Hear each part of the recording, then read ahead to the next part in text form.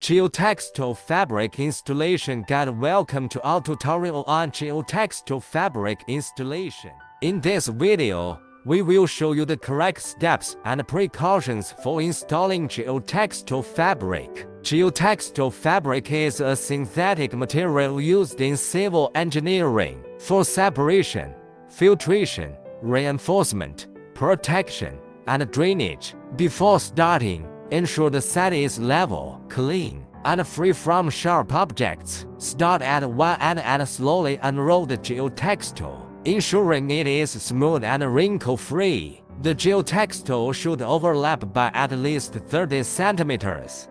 Ensuring the overlap is smooth, use U-pins or similar tools to secure the geotextile along the edges and at overlaps. After installation, inspect the entire area to ensure there are no wrinkles or loose areas. Proper installation of geotextile fabric can significantly improve the quality and efficiency of construction projects. Thank you for watching, and we hope this video has been helpful.